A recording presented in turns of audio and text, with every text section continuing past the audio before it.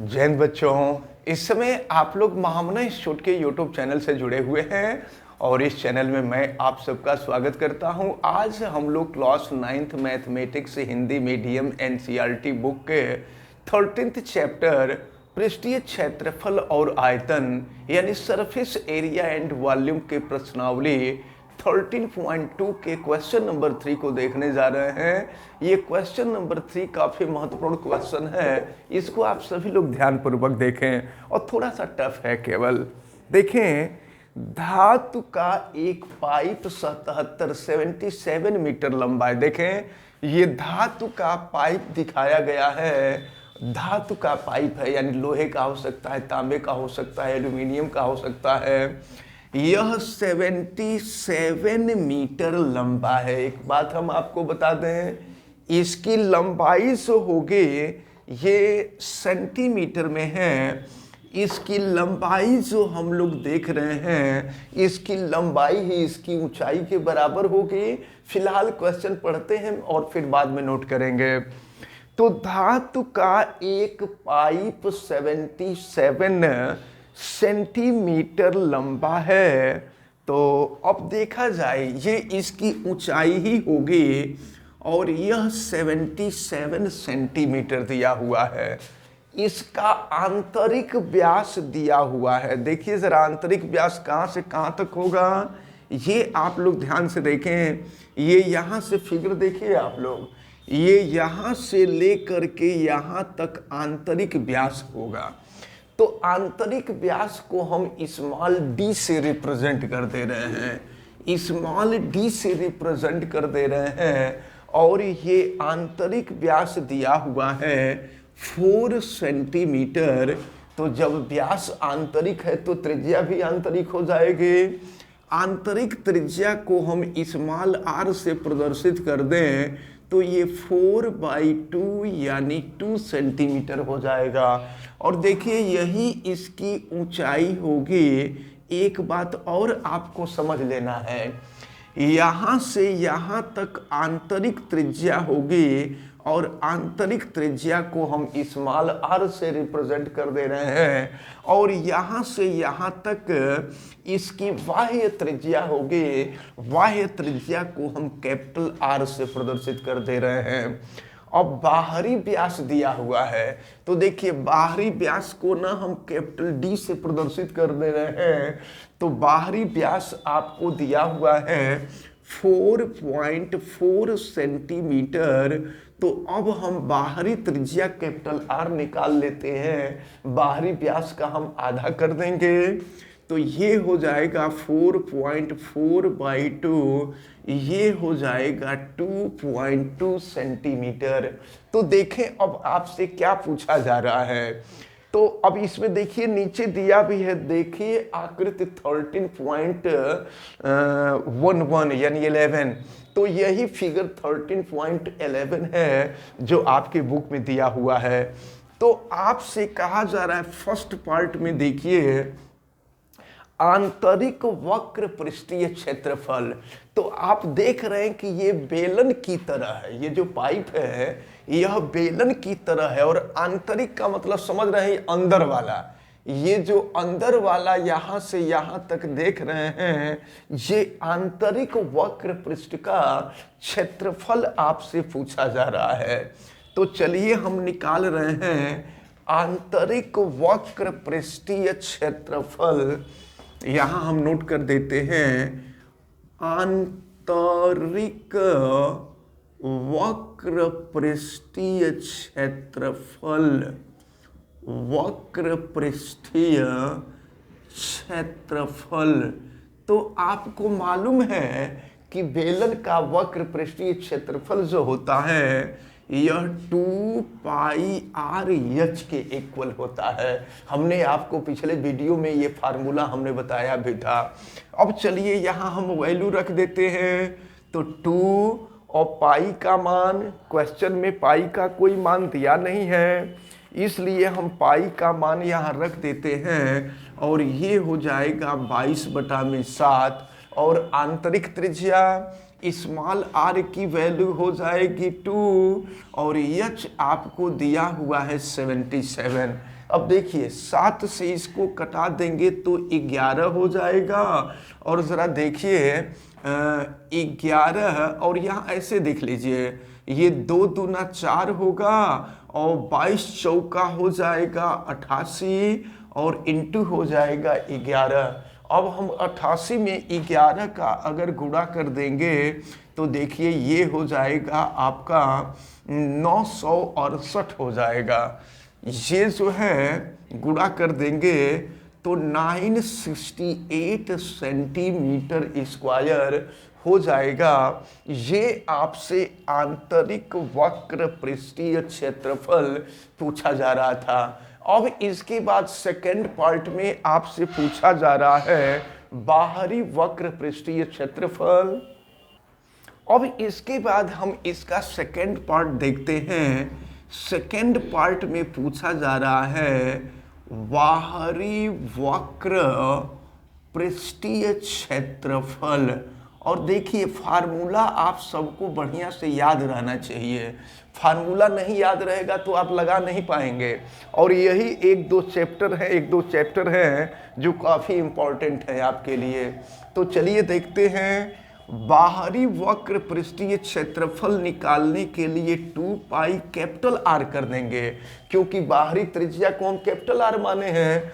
तो ये हो जाएगा 2 पाई आर एच रखते हैं वैल्यू।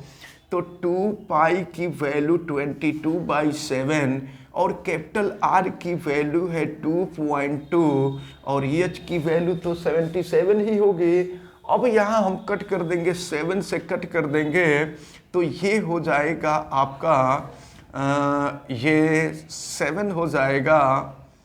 7 से कट करेंगे तो 11 हो जाएगा। और फिर देखिए क्या मिलेगा आपका, ये अगर 22 में 2 से मल्टीप्लाई कर देते हैं तो 44 हो जाएगा। और फिर यहाँ हम मल्टीप्लाई कर देते हैं 2.2 में 11 से मल्टीप्लाई करते हैं तो देखते हैं क्या मिलता है आपका, ये 24.2 मिल जाएगा। अगर 22 का हम 11 में मल्टीप्लाई कर देंगे तो 24.2 हो जाएगा। अब हम इन दोनों का मल्टीप्लिकेशन कर लें और दोनों का मल्टीप्लिकेशन करने के बाद जितना आएगा ये बाह्य वक्र पृष्ठीय क्षेत्रफल आएगा। अब हम लोग इसका थर्ड पार्ट देखते हैं। एक ही क्वेश्चन में 3 पार्ट दिया हुआ था। अब इसका थर्ड पार्ट देखते हैं। थर्ड पार्ट में कहा जा रहा है कुल पृष्ठीय क्षेत्रफल। अब जरा देखिए कुल पृष्ठीय क्षेत्रफल में क्या होगा। तो पहली चीज तो हम ये बता दें कि ये जो धातु की पाइप थी, ये धातु के पाइप की मोटाई है। ये जो आप देख रहे हैं ये धातु का पाइप इतना मोटा है। तो अब हमको करना क्या होगा कि आंतरिक क्षेत्रफल तो हम लोग निकाल ही चुके हैं, बाहरी क्षेत्रफल भी हम लोग निकाल चुके हैं। ये जो आप देख रहे हैं अब कुल पृष्ठीय क्षेत्रफल पूछा जा रहा है। कुल पृष्ठीय क्षेत्रफल का मतलब अब हम लोगों से ये चीज पूछा जा रहा है। तो देखिए इसमें क्या क्या शामिल होगा। है अंदर वाला भी पृष्ठ क्षेत्रफल शामिल होगा, बाहर वाला भी पृष्ठ क्षेत्रफल शामिल होगा। इसकी जो मोटाई देख रहे हैं आप, तो इसकी मोटाई का भी तो पृष्ठ क्षेत्रफल होगा, इसको भी हमको लेना होगा। तो अब देखिए, तो अब आंतरिक पृष्ठ क्षेत्रफल हम निकालने जा रहे हैं। कुल पृष्ठीय क्षेत्रफल, कुल पृष्ठीय क्षेत्रफल, तो कुल पृष्ठीय क्षेत्रफल बराबर देखिए ये आंतरिक पृष्ठ क्षेत्रफल जो है 968 सेंटीमीटर स्क्वायर है। और फिर ये जो बाह्य पृष्ठ क्षेत्रफल देखे हैं 1064.8 है। अब देखिए ये इसकी जो मोटाई है, मोटाई का पृष्ठ क्षेत्रफल कैसे निकालेंगे जरा सुन लीजिए। यह जो है केंद्र है इसका, और जानते हैं क्या किया जाए, ऊपर वाला भाग वृत्ताकार है। तो सुनिए इस वृत्ताकार भाग का क्षेत्रफल हम निकाल लें, वृत्त का क्षेत्रफल, और फिर है अंदर वाले वृत्त का क्षेत्रफल निकाल दें। और फिर बाहर वाले क्षेत्रफल में से अंदर वाले क्षेत्रफल को घटा दें तो ये जो भाग आपको दिखाई दे रहा है इसका क्षेत्रफल निकल जाएगा। तो चलिए अब अगर हम देखते हैं तो वृत्त का क्षेत्रफल पाई आर स्क्वायर होता है। तो अगर यहां देखिए मैं रफ कर दे रहा हूं, ये पाई आर स्क्वायर करेंगे ना तो यहां से है पूरा क्षेत्रफल के पाई आर स्क्वायर करेंगे तो है पूरा क्षेत्रफल निकल जाएगा। स्मॉल पाई आर स्क्वायर करेंगे तो अंदर वाला क्षेत्रफल निकल जाएगा। तो इस पूरे क्षेत्रफल में से अंदर वाले क्षेत्रफल को घटा देंगे तो ये इतना क्षेत्रफल निकल जाएगा, यानी माइनस ये हो जाएगा। तो चलिए अब यहाँ पर हम लिख देते हैं इकट्ठे, इसमें से हम पाई कॉमन ले लेते हैं और फिर ये हो जाएगा R square minus R square. अब चलिए अब इसको तो हम लोग जोड़ लें कि देखें क्या आ रहा है। तो ये 0.8 रहेगा ही, 8 8 4 12 हो जाएगा, 2 हासिल 1 हुआ, फिर 6 1 7 7 6 13 3 हो जाएगा हासिल 1, और फिर ये हो जाएगा 9 और 1 10 0 हो जाएगा, फिर 1 ये हो जाएगा आपका 2032.8। इन दोनों को हमने जोड़ दिया। अब देखिए पाई यहाँ देखो ए स्क्वायर माइनस बी स्क्वायर का फार्मूला अगर हम अप्लाई कर दें तो a प्लस बी और a माइनस बी हो जाएगा। तो यहाँ capital R plus small r, capital R minus small r हम कर देंगे। चलिए आगे बढ़ते हैं। 2032.8 धन पाई का मान हम रख देते हैं 22/7 और capital R plus small r। Capital R की वैल्यू आप देखे हैं 2.2, स्मॉल r का मान देखे हैं 2, और फिर ये हो जाएगा 2.2 और ऋण हो जाएगा आपका 2। अब इसको हम लोग सॉल्व कर लेते हैं।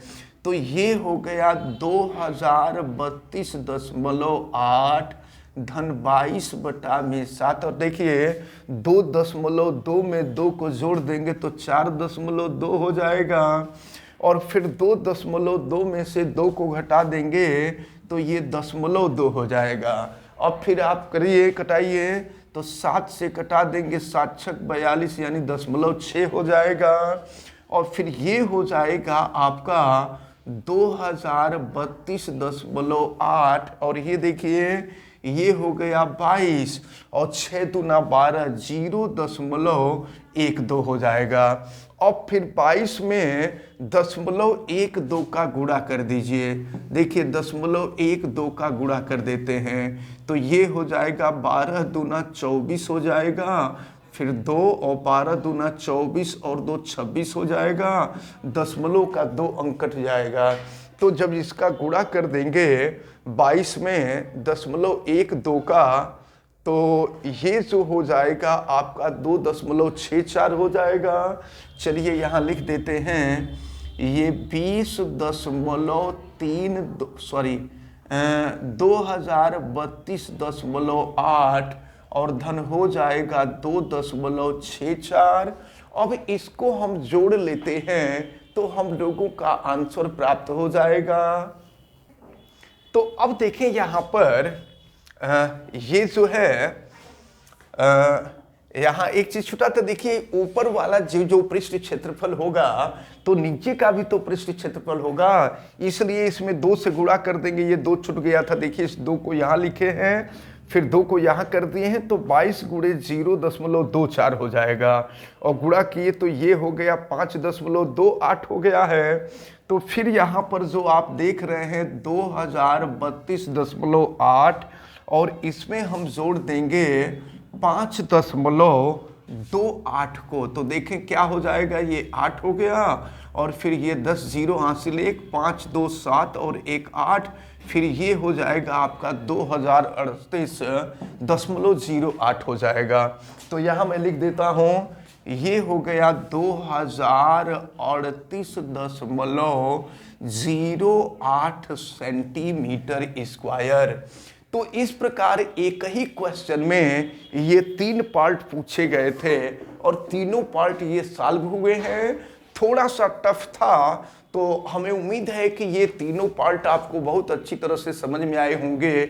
आप वीडियो को लाइक ज़रूर कीजिएगा, और अगर आप चैनल पे नए हैं तो चैनल को सब्सक्राइब भी कर लीजिए, बेल आइकन को भी प्रेस करें। और अगर किसी प्रकार की कोई दिक्कत समझ में आती है तो आप हमें कमेंट करके ज़रूर बतावें। वीडियो को मैक्सिमम स्टूडेंट तक शेयर करें। आप सभी लोगों का बहुत बहुत धन्यवाद। जय हिंद।